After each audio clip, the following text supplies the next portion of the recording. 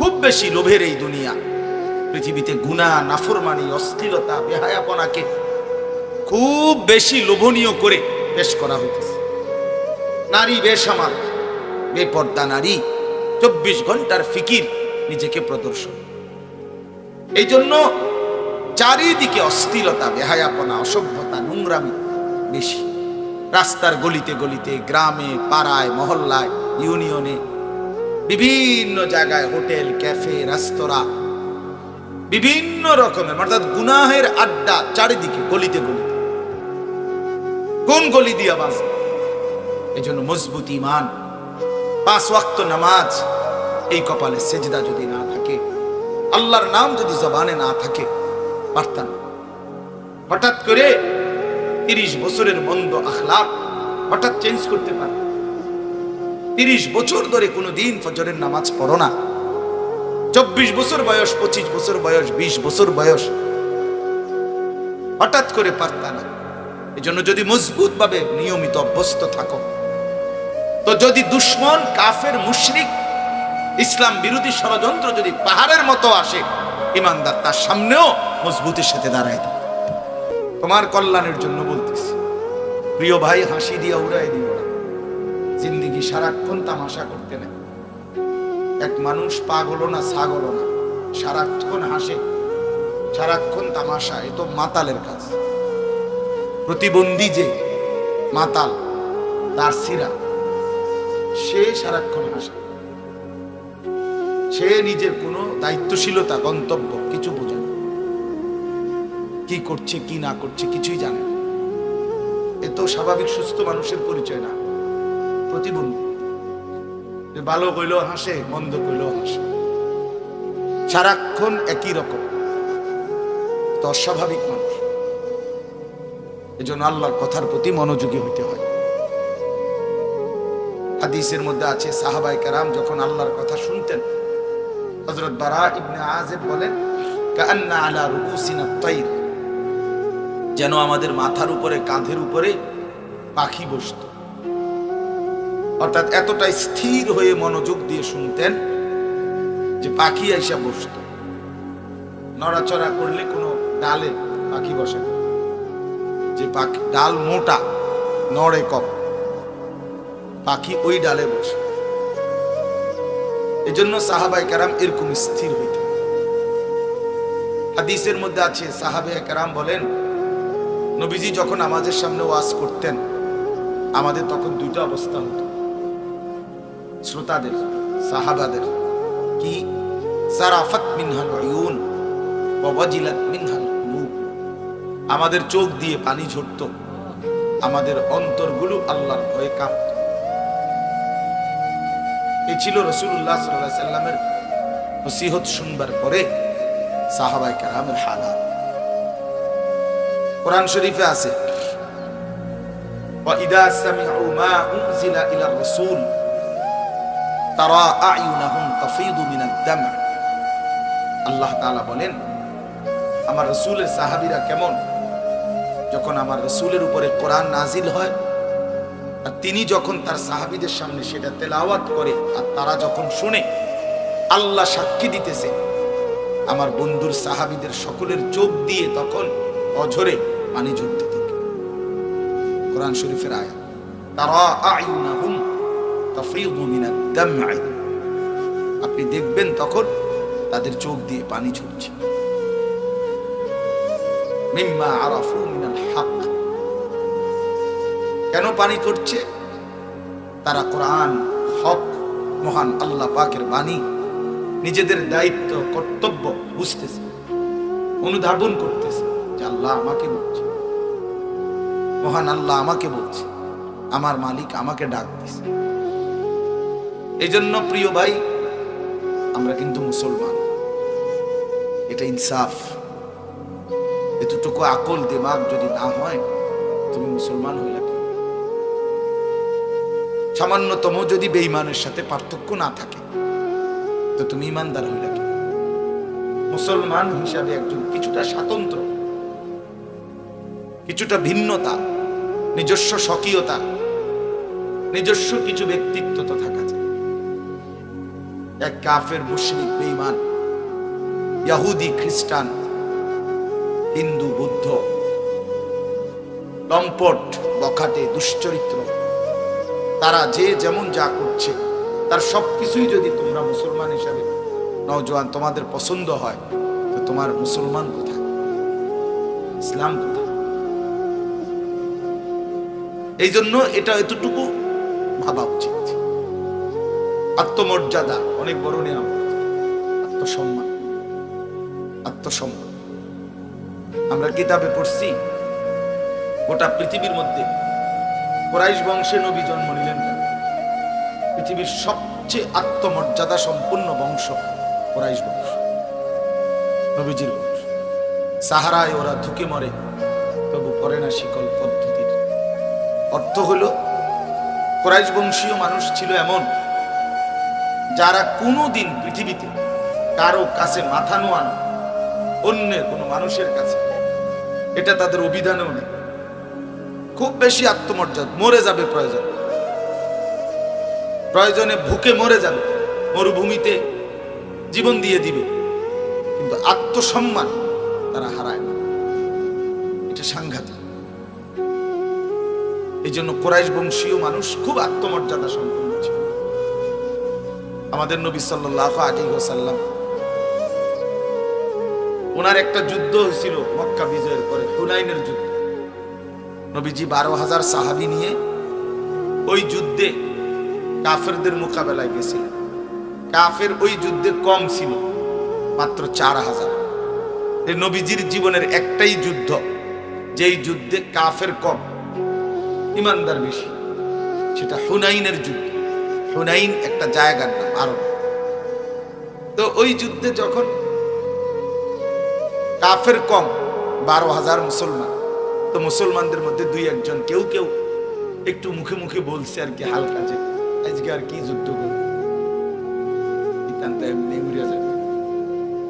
আমরা তো 12,000, ওরা 4,000 মাত্র, এগুলা তো প্রথম ফুঙ্গিলে উড়ে যাবে, কি যুদ্ধ করবে, এরকম একটু মন্তব্য করছে নিজেদের মধ্যে আপোষে আর কি। আল্লাহ তাআলা এটা পছন্দ করে।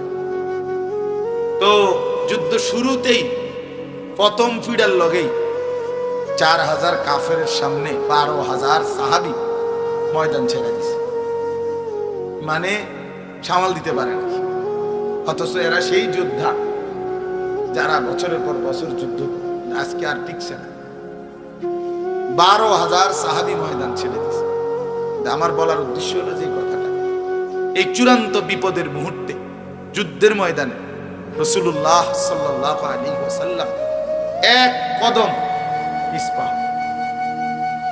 এক কদম উনি একাই দাঁড়াইছেন এবং বলছেন, আনান নাবিয়্যু লা কাযিব, আমি মিথ্যা নবী নই, আমার উপরে আল্লাহর সাহায্য আসবে। আর কি বলছেন, আনা ইবনু আব্দুল মুত্তালিব, এই কথাটা বলার জন্য তিনি কাফেরদের দিকে তাকাইয়া বলছে, আমি আব্দুল মুত্তালিবের বংশের ছেলে, মানে আমি কুরাইশ, আমি প্রয়োজনে শহীদ হব, আমি এক কদম পিছপা হব, একাই যুদ্ধ করব, জান দেব, কিন্তু পরাজিত ভাইগা যাওয়া এটা আমাদের বংশে নেই। প্রিয় ভাই, আত্মসম্মান, আত্মমর্যাদা, গায়রত, আরবিতে এটারে বলে গায়রত। আত্মমর্যাদা, আত্মসম্মান, প্রেস্টিজ, কনসার্ন, আত্মসম্মান বোধ, এটা বহুত বড় নিয়ামত। যার এটা নাই সে অপদার্থ। তোমার চলনে বলনে কথায় কোনো কিছুতে কোনো স্বাতন্ত্রতা নাই। বেঈমান যখন যেটা তোমারে দেয় তুমি সেটাই লুফে নাও, তুমি আত্মমর্যাদাহীন, বেগায়রত। যখন কোনো কাফের, মুশরিক, ইহুদি, খ্রিস্টান, নাস্তিক, মুরতাদ, কোনো নর্তকী, কোনো লম্পট কোনো একটা চুলের মডেল দিছে, তুমি সেটাই গ্রহণ করেছো। কোনো একটা ডিজাইন স্টাইল দিছে, তুমি সেটাই গ্রহণ করেছো। তাহলে নিজস্ব কোনো জায়গার মধ্যে দাঁড়ায় থাকতে পারে। ওই গাছের মতো যে গাছ বাতাসে এদিকেও দোলে ওইদিকেও দোলে, দুনো দিকে দোলে। এজন্য আমরা তাফসীরে পড়ছি গাছকে কেন কাইটা লাকড়ি বানাইয়া আগুনে ফালায় কেন? কারণ গাছের মধ্যে অধিকাংশই ইস্তেকামাত, মানে দৃঢ়তা নাই, মজবুতি। এ দোনো দিকে লড়ে বাতাসের তালে, এই জন্য তারে আগুনে ফেলে। এক মুমিনের সবচেয়ে বড় সম্পদ ইস্তেকামাত।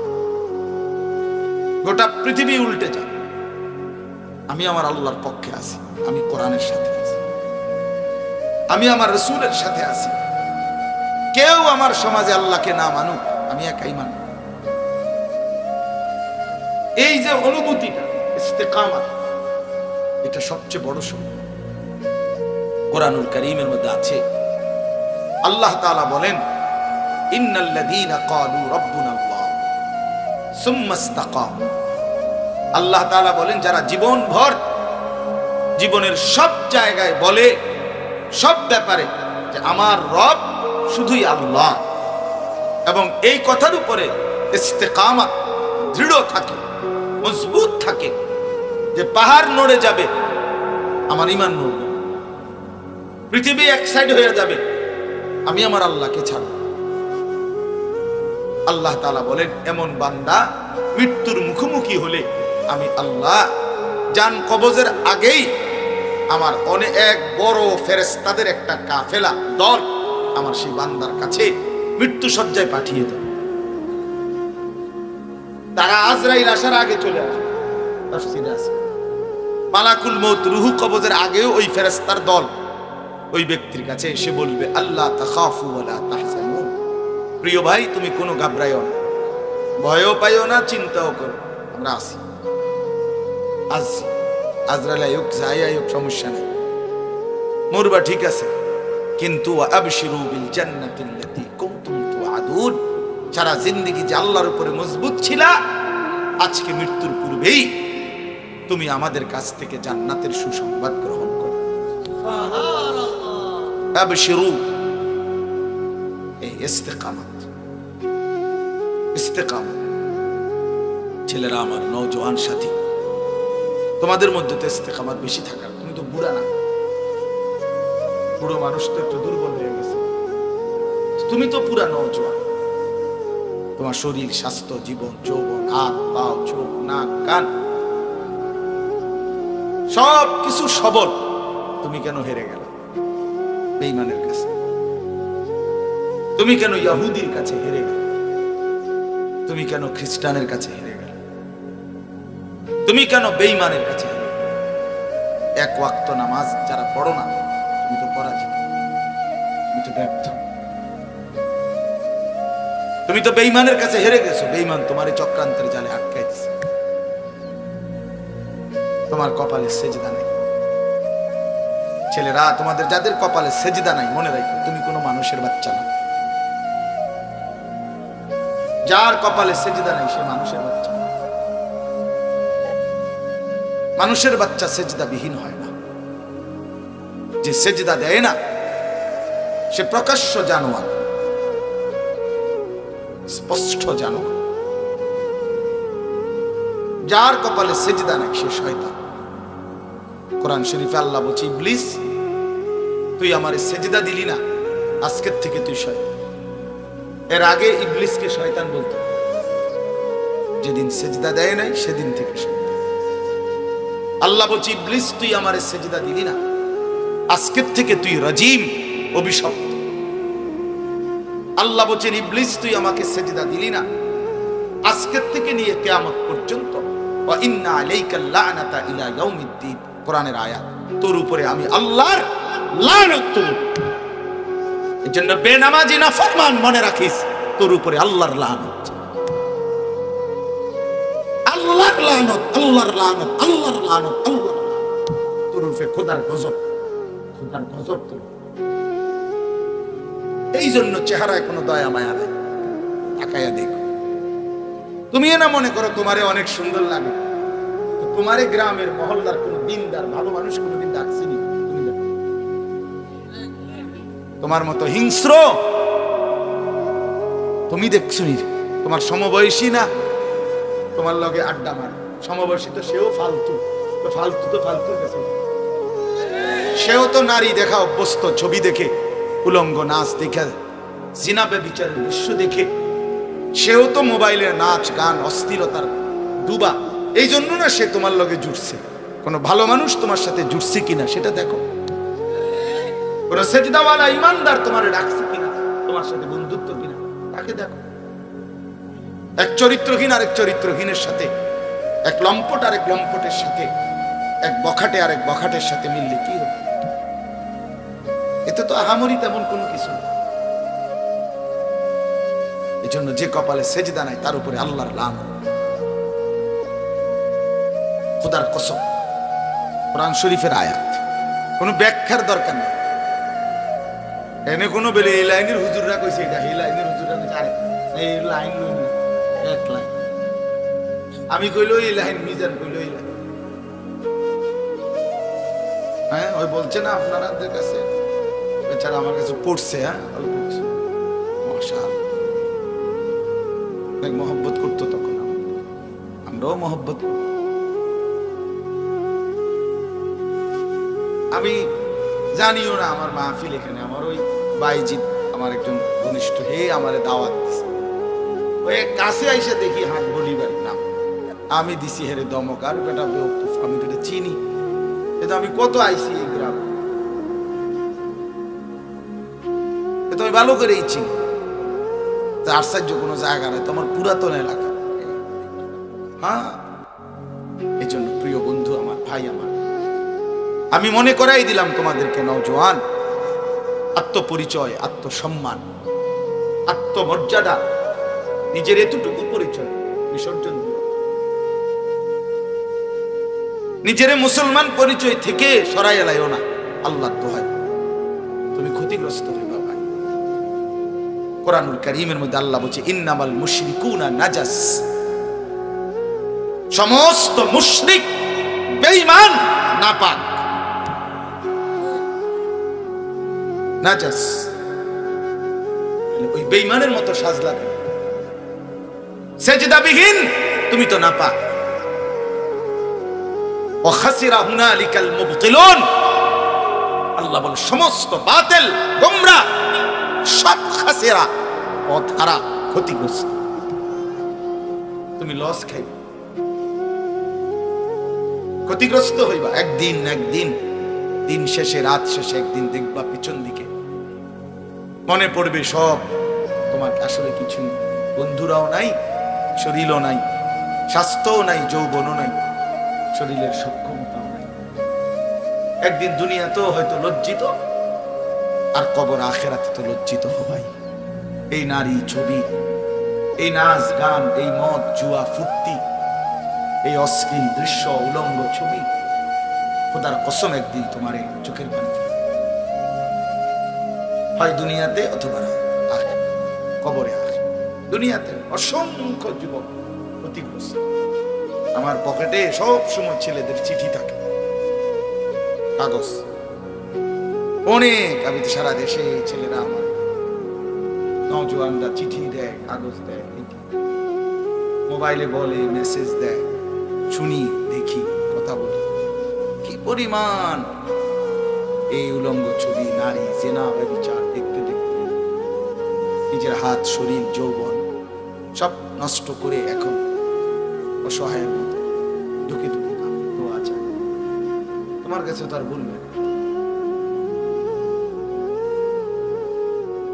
এই জন্য আমি অনুরোধ করলাম, একটা সামান্য মোবাইল পাইয়া তোমরা যেই মাতাল হয়ে গেছো, এটা সুস্থ স্বাভাবিক মানুষের কাজ না।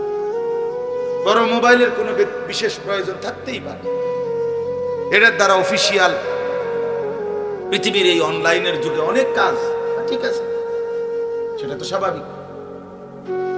আমরা করোনা এবং করোনার পর পর যখন হজে গেছি, উমরায় বারবার, এখনো আছে মসজিদে নববীতে, মদিনা শরীফে রাসূলুল্লাহ সাল্লাল্লাহু আলাইহি সাল্লামের রওজা মুবারকের পাশে একটা জায়গা আছে, রিয়াজুল জান্নাত, জান্নাতের টুকরা, নবীজির হুজরা পাশে।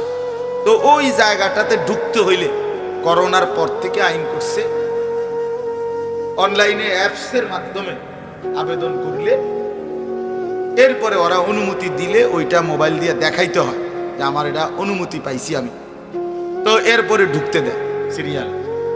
তো তখন আমি বড় মোবাইল লাগবে আমার, আমি অ্যাপস খুলবো কেমনে, আরে অনলাইনে আবেদন করবো। তাইলে প্রয়োজন তো ঠিক আছে, অফিসিয়ালি সরকারি চাকরিজীবী, ব্যবসা, শিক্ষা অনেক কাজ থাকতেই পারে। সারা দিন সারা রাত পাগলের মতো, মাতালের মতো, তার সিরার মতো বেডা বেডি, জোয়ান বুড়া, কুত্তা বিলাই, শুকর, মানুষ, হাঁস মুরগা, সাপ বিচ্ছু সবকিছুর ছবি তোলা, নিজের চুল, নিজের চেহারা, নিজের প্যান্ট, নিজের জামা, এগুলারে বারবার ছবি তোলা, এই অসভ্যতার শেষ করে এই মাতলামির সমাপ্তি করে। আমার প্রশ্ন হলো ভাই, এটা বলো,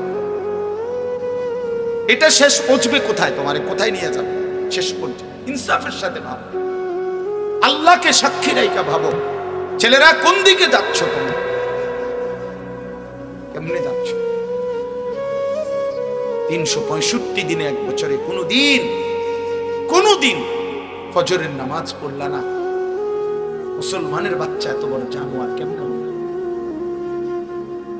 এক বছর কোনদিন এত বড় নাফরমান, এত বড়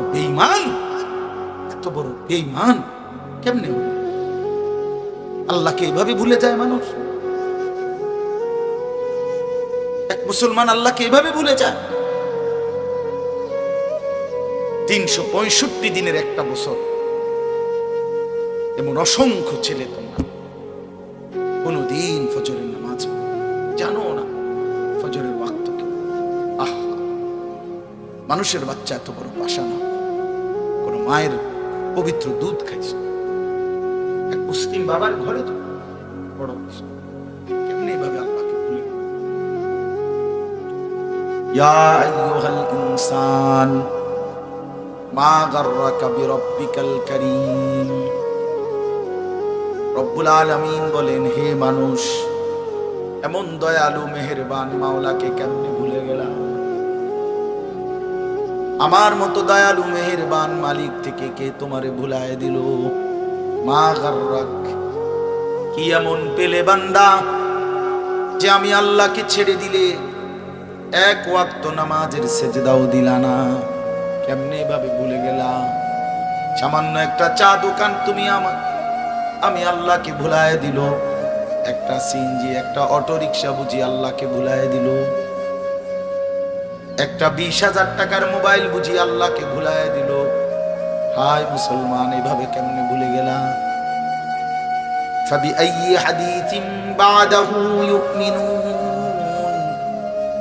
কোরআন বলেন, বান্দা 23 বছরে 30 পারা কোরআন আমি নাজিল করেছি। এই কোরআনের মাধ্যমে, আমার বন্ধুর মাধ্যমে এক একটা কথা বারবার বলেছি। আকিমুস সালাহ, আকিমুস সালাহ, বারবার বলেছি বান্দা নামাজ পড়ো, নামাজ পড়ো, নামাজ পড়ো, নামাজ পড়ো। এবার আল্লাহ জানতে চাইছে, বান্দা আমার মতো মালিক আর কেমনে বললে, আর কতবার বললে তুমি বিশ্বাস করতা, মানতা? এই নাফরমান বেনামাজি হাইওয়ান, খারাপ সভ্য কোথাকার, তোর মালিক তোরে আর কতবার বললে সেজদা দিতি? একটা লাথি দিবে ফেরেশতা দিয়ে, একটা লাথি, কোরআন শরীফ একটা লাথি দিবে। আল্লাহ ফেরেশতাকে বলবে, ফেরেশতা খুযুহু ফাগুল্লু, বেঈমান নাফরমানকে বান হাশরের ময়দানে বেঁধে ফেল, ধর তারে আর বান দে, ফাগুল্লু, তারে বান দে। ফেরেশতা বেঁধে ফেলবে। এরপরে ফেরেশতা বলবে, আল্লাহ এখন কি করব? কোরআন শরীফে আছে, আল্লাহ বলবেন, সুম্মাল জাহিমা সাল্লু, একটা লাথি মাইরা জাহান্নামে ছুড়ে দাও। মার লাথি, লাথি একটা লাথি দিবে, থ্রাম করে লাথি দিবে। ফেরেশতা এক লাথি দিবে, এই বাঁধা বেঈমান জাহান্নামে। সুম্মা ফি সিলসিলাতিন যারউহা 70 যিরাআন ফাসলুকু। এরপরে কি হবে? আল্লাহ কোরআনে বলেন এরপরে জাহান্নামের ফেরেশতা, ওই ভিতরে ফেরেশতা আরো আছে জাহান্নামে, ওই ফেরেশতারা এই নাফরমান বেঈমানকে 70 হাত আগুনের শিকল দিয়া 70 যিরাআন, 70 মানে 70 হাত আগুনের শিকল দিয়ে বেঁধে, আল্লাহর কসম কুত্তার মতো আল্লাহ বলবে ফাসলুকুহু, আরে কুত্তার মতো জাহান্নামের মধ্যে ঘুরাও, আর সমস্ত বাকি জাহান্নামীদেরকে দেখাও এই বেঈমানের অপরাধ কি, শোনাও। ফাসলুকুহু অর্থ হলো ঘুরাও, কুত্তার মতো তার চারদিকে। কি মনে করছো? হ্যাঁ, আখিরাত আমুর বাড়ি, আমরা বেউকুফ, তোমরা চালাক না? আমরা যারা 5 ওয়াক্ত নামাজ পড়ি আমরা বেউকুফ, তুমি চালাক। পরের নারী দেখলে চালাক, জেনাবে বিচারের দৃশ্য দেখলে চালাক, উলঙ্গ ছবি দেখলে চালাক, গান বাদ্য আর নাচ গান এটা বুদ্ধিমান, এটা বুদ্ধিমান। সুদের টাকা বুদ্ধিমান, হারাম রোজগার এটা বুদ্ধিমান, অবৈধ উপার্জন এটা চালাক তো বাটপার। কথা বলেন না? কেউ যদি বলে তে কেমন চালাক দেখছো তিতে বেড়া, 100 গ্রাম কম দিয়া 1000 গ্রাম 1 কেজি বেচ চালাইছে, এটা চালাক তো বাটপার, এত চিটার। তাহলে সুদখোর চালাক না, সুদখোর বাটপার, ঘুষখোর বাটপার, কিস্তিখোর বাটপার, এগুলা চিটার বেটা, চিটার বেটা, বাটপার। তুই চালাক কিসের? এই সমাজকে জবাই করে দিয়েছে। তাহলে এই জন্য নাফরমান চালাক হয় না। কুল্লু মান আসাল্লাহ ফাহুয়া জাহিল। আমি নিজে পড়ছি, তাফসীর ইবনে কাসিরের মধ্যে আছে, যে আল্লাহর নাফরমানি করে ফাহুয়া জাহিল, সে মূর্খ, অজ্ঞ, সে চালাক। আল কাইয়িসু মান দানা নাফসাহু ওয়া আমিলা লিমা বা'দাল মাউত। সরাসরি হাদিস। নবীজি বলেন বুদ্ধিমান কে? বুদ্ধিমান সে যে নিজের হিসাব রাখে এবং মৃত্যু পরবর্তীর জন্য আমল করে। সাহাবী জিজ্ঞাসা করছেন মান আকিয়াসুন নাস। এক সাহাবী নবীকে জিজ্ঞাসা করছে, ইয়া রাসূলুল্লাহ, সবচেয়ে বুদ্ধিমান ব্যক্তি কে? আল্লাহর নবী সাল্লাল্লাহু আলাইহি সাল্লাম বলেন আকসারুহুম যিকরান লিল মাউত ওয়া আকসারুহুম ইস্তি'দাদান লিল মাউত। বেশি বেশি মৃত্যুকে যে স্মরণ করে আর বেশি বেশি মৃত্যুর জন্য যে প্রস্তুতি গ্রহণ করে সে সবচেয়ে বুদ্ধিমান। এরপরে নবীজি বলছে যাহাবু বিশারাফিদ দুনিয়া ওয়া কারামাতিল আখিরা। এই মানুষগুলো দুনিয়ার সম্মানও নিল, আখিরাতের মর্যাদাও নিল। বাহ! আখিরাতকে যে স্মরণ করে বন্দেগী করে, দুনিয়া তো আল্লাহ তারে বেইজ্জতি করে না, আখিরাতও বেইজ্জতি করবে। এজন্য নবী বলছেন যে সে দুনিয়ার সম্মানও নিল, আখিরাতের সম্মান। আরে ভাই কথা বলো না, কথা বলো না, আমার ওয়াজ শেষ, তুমি অনলাইনে রাজু ইয়া বিসে। জি বাবা, তাইলে এই জন্য বললাম, আমি আপনাদের কাছে অনুরোধ করি, আপনারা যারা মাঝ বয়সী বয়স্ক বাবা আছেন, আপনাদের কাছে বিশেষ অনুরোধ, আপনারা আপনাদের সন্তানদের দিকে নজর দেন। নওজোয়ান ভাই, তোমাদের কাছে আমাদের অনুরোধ, আগামী দিনে শুধু কেবল এই দুইটা একটা দল নিয়ে মূলত হবে না। একসাথে আগামীর পৃথিবী, সারা পৃথিবী একসাথে, গ্লোবালাইজেশন, বিশ্বায়নের এই যুগে আগামীর পৃথিবীর যুদ্ধ, আগামীর পৃথিবীর মোকাবেলা শুধু বাংলাদেশের সীমানায়, সারা পৃথিবী একসাথে। একদিকে ঈমান, আরেকদিকে কুফর, একদিকে মুমিন, আরেকদিকে বেঈমান, একদিকে মাহাদি, আরেকদিকে দাজ্জাল। এজন্য তুমি এই অবস্থায় চলতে থাকলে প্রিয় ভাই, ঈমান বাঁচাইতে পারবা? আমি বলি পারতাম। খুব বেশি লোভের এই দুনিয়া, পৃথিবীতে গুনাহ, নাফরমানি, অশ্লীলতা, বেহায়াপনাকে খুব বেশি লোভনীয় করে পেশ করা হইতেছে। নারী বেসামাল, বেপর্দা নারী, 24 ঘন্টার ফিকির, নিজেকে প্রদর্শন।